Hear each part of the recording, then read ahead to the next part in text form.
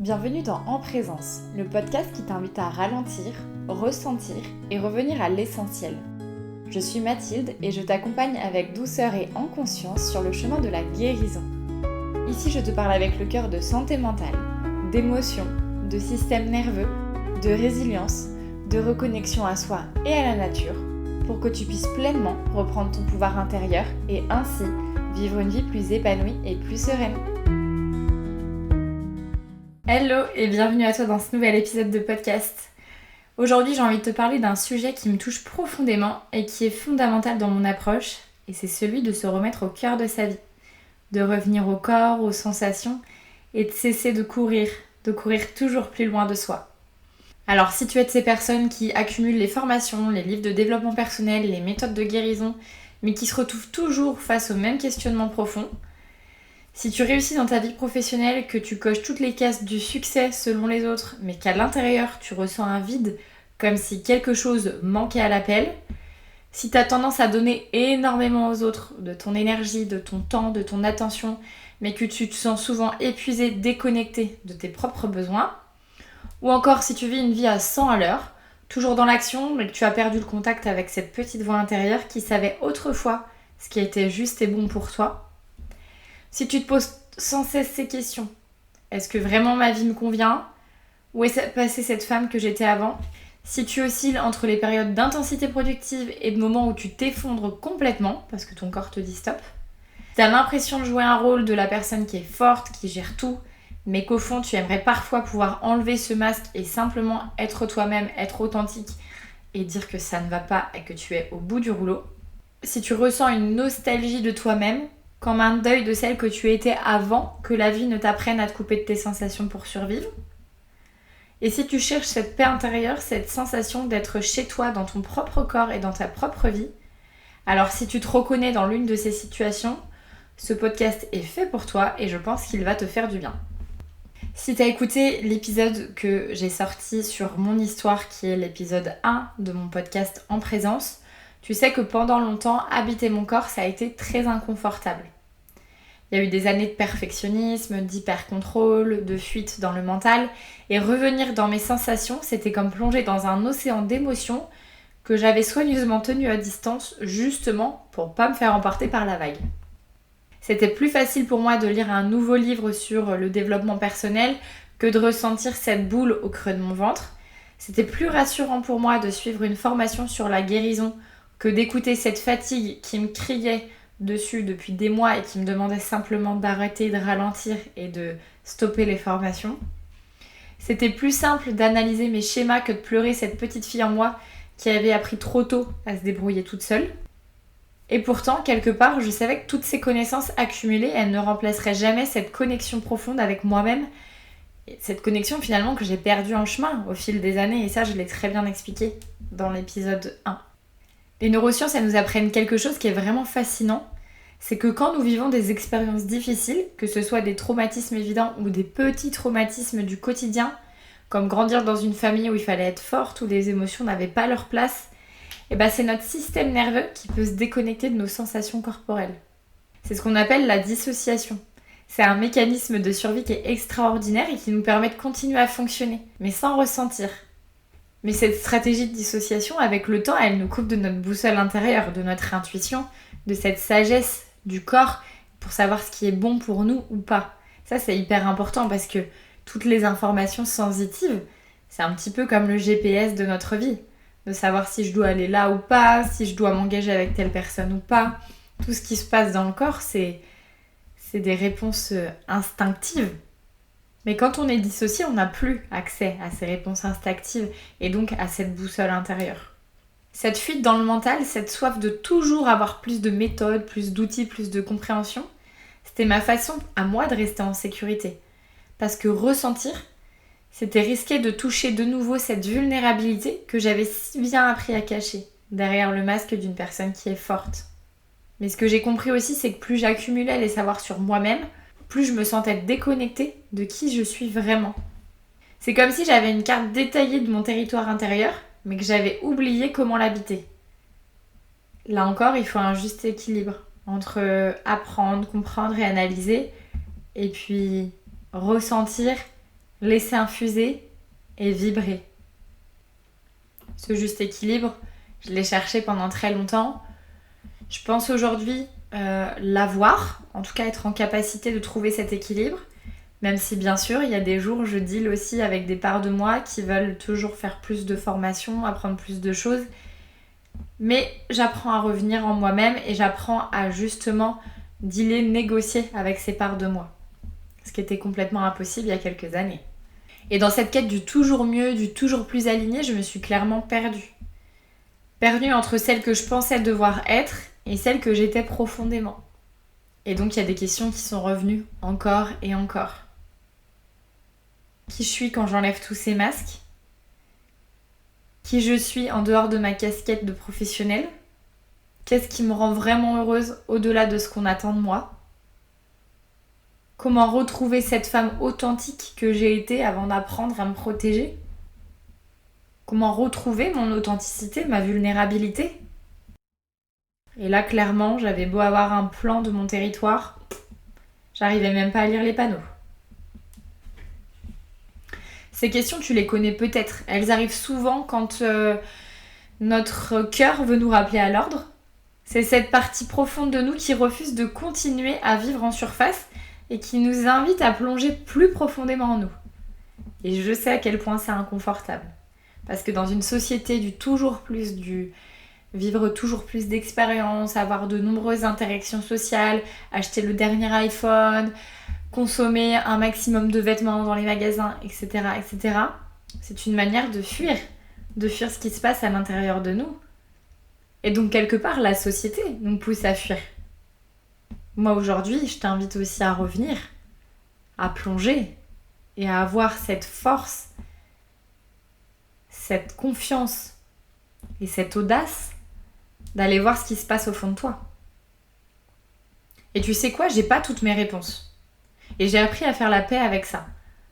Parce qu'en réalité, est-ce que j'ai besoin d'avoir mes réponses pour être heureuse ? Je ne pense pas. Et est-ce que c'est en cherchant les réponses que je vais les trouver ? Je ne pense pas non plus.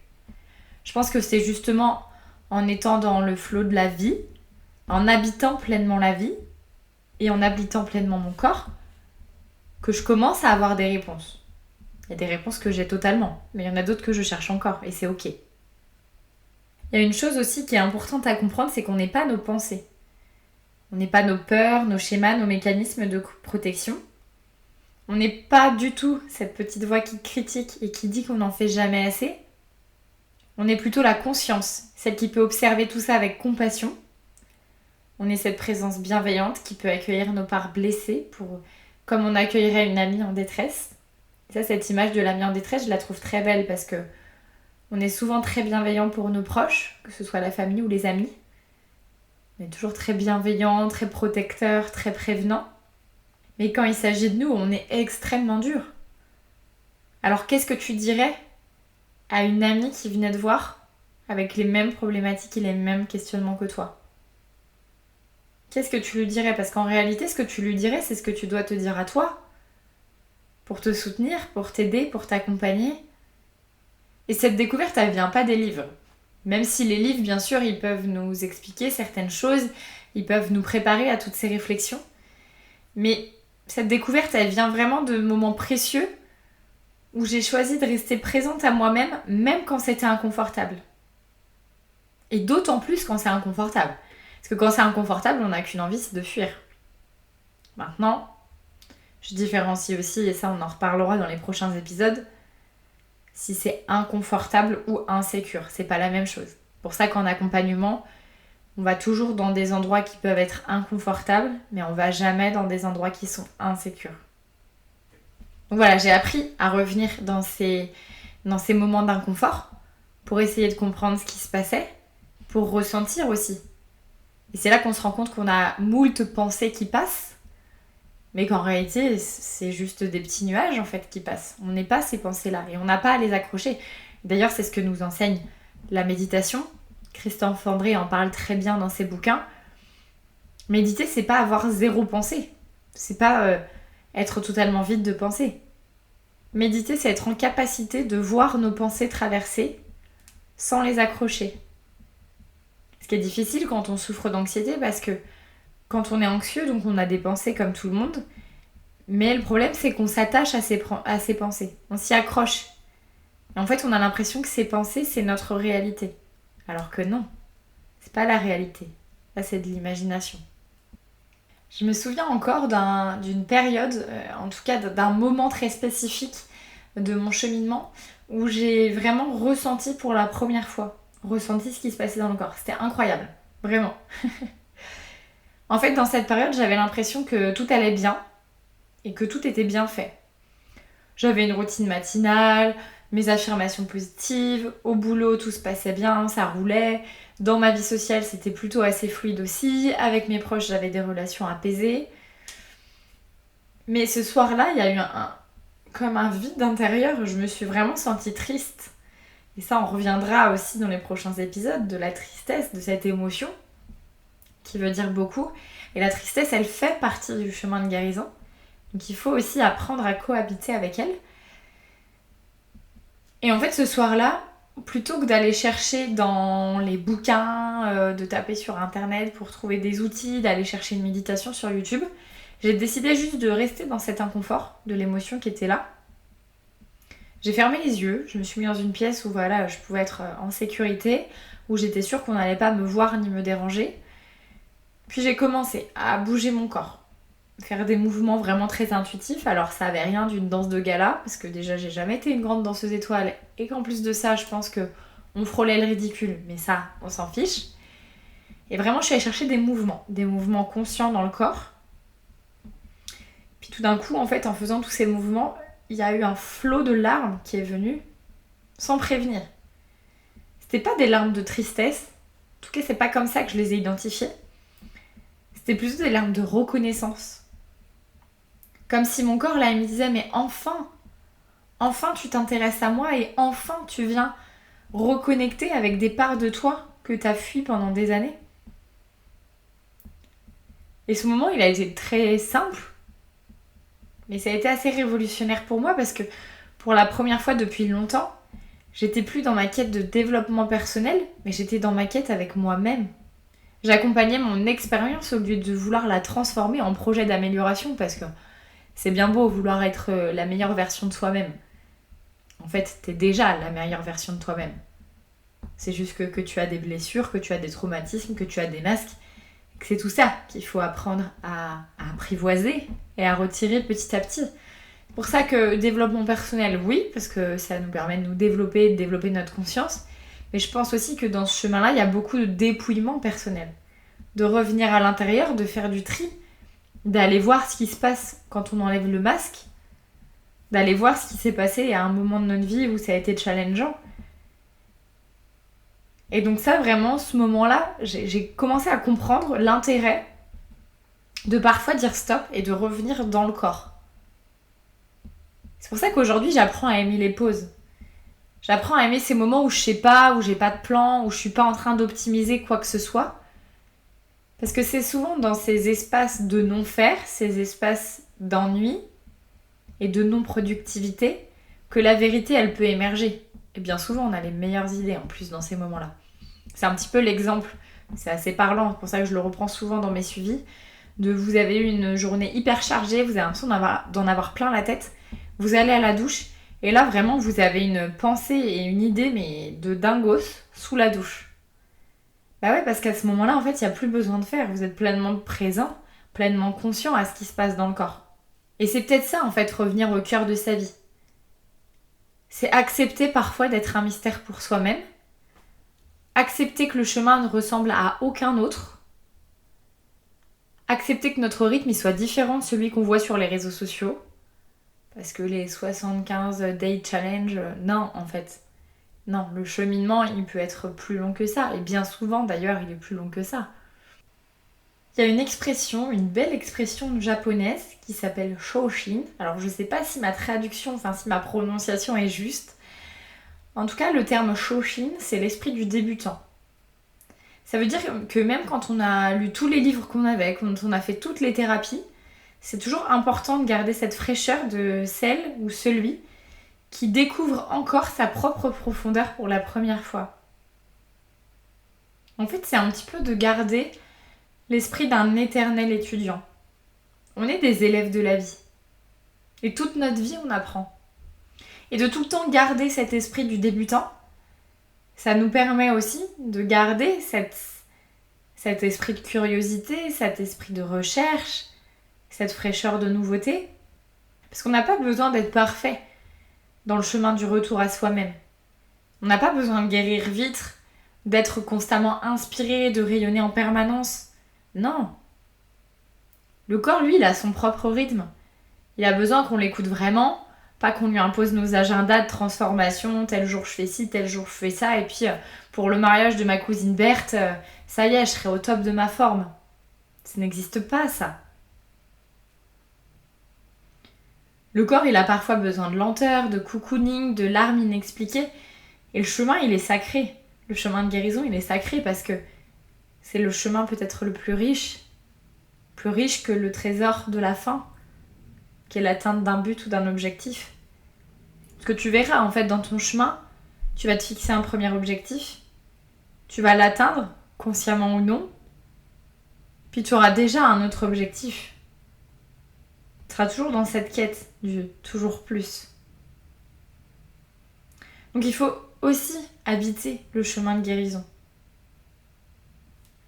Parce que notre système nerveux, lui, il porte une sagesse qui date de milliers d'années. Il sait comment revenir à l'équilibre, comment se réparer, comment retrouver sa capacité naturelle à la joie.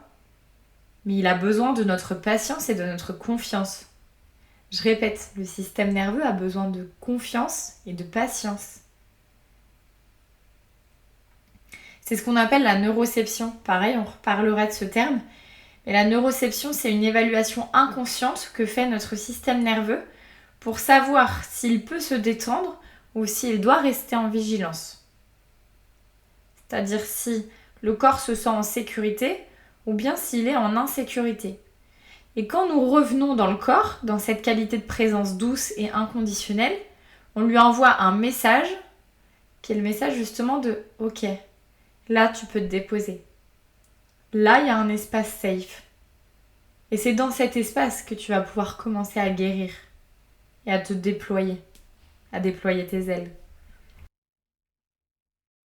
Pour les femmes, habiter son corps, c'est aussi honorer ses cycles. Parce qu'il y a des moments d'expansion et des moments de contraction. Il y a des périodes où on a envie de conquérir le monde et il y en a d'autres où on a juste envie de nous lever contre nous-mêmes, de se mettre sous la couette avec un bon film ou une série Netflix et du chocolat. Et c'est ok en fait. On est cyclique. Les femmes, on est cyclique de manière menstruelle, c'est pour ça qu'on a des cycles menstruels. Tous les mois, notre cycle change. Alors que les hommes, ils suivent le même cycle que les cycles des saisons. Donc ils sont sur des cycles solaires, là où nous, en tant que femmes, on est sur des cycles lunaires. C'est pour ça que nous, il y a beaucoup de tumulte intérieur. C'est pour ça que parfois les hommes, ils ont du mal à appréhender nos émotions et nos changements d'humeur, etc. C'est parce que nos cycles, ils sont beaucoup plus rapprochés qu'eux. Et une pratique que je propose souvent aux personnes que j'accompagne, c'est que chaque matin, avant de regarder ton téléphone, avant de plonger dans la to-do list qui sommeille sur ton bureau, pose tes mains sur toi. Ça peut être ton ventre, ton cœur, tes cuisses. Peu importe, l'endroit où tu sens que c'est ok de mettre tes mains. Et demande-toi, et demande aussi à ton corps, de quoi il a besoin aujourd'hui. Pas ce que tu crois devoir faire, parce qu'il serait bien que tu fasses. Non, juste de quoi as-tu besoin. Parfois, il a besoin de temps, parfois il a besoin de respiration, parfois il a besoin d'extérieur, parfois il a besoin de faire pipi. Voilà. De quoi mon corps a besoin. Et écoute la réponse, sans jugement, sans négociation. Parfois, il te dira qu'il a besoin de mouvement, parfois il a besoin plutôt de calme, parfois il a besoin de connexion, parfois il a besoin de solitude. Et si tu peux honorer ne serait-ce qu'un petit pourcentage de ce besoin dans ta journée, tu verras comme les choses changent. Parce que quand tu commences à écouter les besoins de ton corps il commence à comprendre qu'il est légitime. Et qu'il peut être en bonne santé, être bien, etc. Par contre, quand tu es dans une fuite constante de toi et notamment de ton corps, à un moment donné, il tire des sirènes d'alarme en fait. Il y a des douleurs chroniques, il y a des insomnies, il y a des crises d'angoisse, il y a des émotions qui sont là, il y a des tocs. Voilà. Tous ces petits signaux, c'est des signaux que ton corps t'envoie pour te dire mais en fait, écoute-moi, je suis là moi aussi. Et ton corps, c'est le seul véhicule que tu as, c'est le véhicule de toute ta vie. Donc il est précieux. Autant tu pourras changer de maison, tu pourras changer de partenaire, tu pourras changer d'amis. Ton corps, tu peux pas le changer. Ton corps, il est là et c'est le véhicule de ta vie. Il y a quelque chose, je pense, qui me semble important à dire, c'est que la guérison suit des rythmes. Notamment quand on est femme, ça suit des rythmes féminins. Et donc c'est pas linéaire, c'est pas prévisible, c'est pas mesurable selon les critères masculins de performance. La guérison, elle est cyclique, comme la lune, comme les saisons, comme nos propres cycles menstruels. Il y a des moments de pleine lune où on se sent puissante, claire et connectée. Et il y a des moments de nouvelle lune où là on a juste envie de nous retirer, de faire le vide et de se laisser mourir, de laisser mourir ce qui doit mourir à petit feu pour qu'on puisse de nouveau renaître. Le chemin de guérison, c'est ça. Tu vas avancer, tu vas comprendre, tu vas être dans une phase d'expansion, puis il y a quelque chose qui va remonter à la surface, tu vas avoir besoin de te retirer, de faire le vide, de ressentir ce qui se passe. Peut-être de te laisser aller à certaines émotions inconfortables comme la colère, la tristesse, la frustration ou je ne sais quoi. Et puis quand l'émotion sera passée, tu vas de nouveau renaître. Et non seulement c'est normal, mais en plus c'est nécessaire. Parce que chaque phase nous enseigne que quelque chose d'unique sur nous-mêmes est en train de passer. Chaque rechute, si on peut les appeler comme ça, nous invite à développer une nouvelle facette de notre compréhension et de notre compassion envers nous-mêmes. Un peu à l'image d'une spirale. En fait, on ne fait pas de surplace, on ne repasse pas tout le temps les mêmes exercices, etc. Un peu à l'image d'une spirale. Si tu regardes la spirale d'au-dessus, tu vois un rond. On voit rien d'autre que le rond. Mais quand tu décides de regarder la spirale de côté, tu te rends compte que les ronds sont pas de la même taille et que ça grandit et que ça évolue. Toi, c'est la même chose en fait. Ton parcours, il est fait d'évolution. Maintenant, oui, il y a des fois on s'en rend pas compte, mais tu évolues et chaque jour tu évolues. Et donc l'anxiété qui revient parfois au galop, cette petite fille blessée qui refait surface ou ce petit garçon englué dans ses peurs qui refait surface, ça veut pas dire que t'as pas progressé. C'est qu'elle est assez en confiance pour de nouveau se montrer cette part-là de toi. Parce que tu as développé sur ton chemin de guérison une capacité à accueillir avec plus de tendresse. Donc plus tu avances, plus tu gagnes en confiance et plus les parts de toi qui sont blessées peuvent de nouveau réapparaître. Plus tu évolues, plus tu retrouves ta sécurité intérieure et plus les réponses de survie vont petit à petit s'enlever. Mais ça, il faut du temps, il faut accueillir ce processus. Je te le répète ici, mais ton propre rythme, il est sacré. Ton chemin, il est unique. Et ce que tu vis en ce moment, même si ça ne ressemble pas à ce que tu avais imaginé, c'est exactement ce dont tu as besoin pour grandir et pour guérir. T'es exactement là où tu dois être. T'es au bon endroit. T'as pas besoin de ressembler aux personnes que tu vois en ligne qui font semblant de tout avoir compris, de tout avoir réussi. T'as pas à être constamment inspirante, radieuse, alignée. T'as le droit d'être humaine en fait. T'as le droit d'avoir des moments de doute, de confusion, de vulnérabilité, de pleurs. En fait, t'es juste humaine. Et tu sais quoi ? C'est dans ces moments-là que tu es la plus vraie, la plus touchante et la plus inspirante. Parce que c'est là que tu rejoins cette part de toi qui est la part la plus authentique. Il y a une phrase qui m'a longtemps guidée, c'est le fait que la vie n'est pas un problème à résoudre, mais un mystère à vivre. En fait, elle vient me rappeler que je peux lâcher cette pression de tout comprendre, de tout maîtriser, de tout optimiser. Je peux simplement être présente à la beauté et à la complexité de ce que je vis. C'est ok en fait. C'est ok ce que je vis. Et j'ai le droit d'être traversée par des émotions. C'est bon signe. Récemment, j'ai réalisé que tous les moments de doute, de questionnement, de toutes ces crises existentielles que j'ai pu avoir, c'était pas des dysfonctionnements, c'est parce que j'étais en train de grandir et qu'il y a une partie plus profonde en moi qui demandait à évoluer, à lâcher ce qui servait plus et à accueillir de nouvelles facettes de qui je suis. Nos questionnements, c'est pas des problèmes à résoudre, c'est des invitations à nous connaître plus profondément. C'est pour ça que ce podcast aussi, il est là. C'est pour t'amener des clés dans ton parcours de guérison pour justement mieux te comprendre et mieux te connaître. Alors oui, bien sûr, parfois c'est déstabilisant, parfois t'aimerais que ce soit plus simple, plus rapide, plus prévisible, mais souviens-toi que t'es déjà en train d'évoluer, t'es en train de revenir à toi et cette patience que tu développes avec ton propre processus, c'est déjà de l'amour. Et l'amour, c'est un ingrédient inconditionnel à toute part de guérison. Le simple fait que tu écoutes ce podcast, que tu t'accordes ce moment avec toi et que tu choisisses de t'intéresser à ta vie intérieure, c'est déjà révolutionnaire. Parce que dans un monde qui nous apprend à donner notre énergie partout sauf à nous-mêmes, choisir de revenir à soi, c'est un acte de rébellion, mais une rébellion qui est magnifique, je trouve. Alors avant de conclure sur cet épisode, j'aimerais te laisser avec quelques invitations concrètes. Des pratiques douces que tu peux laisser dans ton quotidien pour revenir chez toi, dans ton corps et dans ta vérité. La première, c'est le check-in du matin. Avant de te lever, pose les mains sur une partie de ton corps et demande-toi comment je me sens ce matin, de quoi j'ai besoin aujourd'hui, et écoute sans jugement. C'est un rendez-vous sacré avec toi-même. Et plus tu vas le pratiquer, plus ton écoute, elle va s'aiguiser. La deuxième, c'est la marche méditative. Une fois par semaine ou plus, sors marcher sans objectif. Pas pour faire du sport, pas pour être productive, juste pour sentir tes pieds sur le sol, l'air sur ta peau, le soleil illuminer ton visage et juste sentir ce qui se passe dans le corps. Et puis au passage, observe aussi la beauté de la nature parce que tu vas voir aussi le monde sous un nouvel œil. La troisième, c'est l'écriture libre.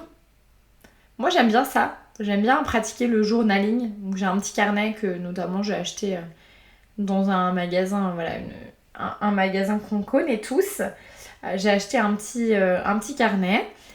Et ce carnet-là, c'est un peu mon vide cerveau, mon vide cœur.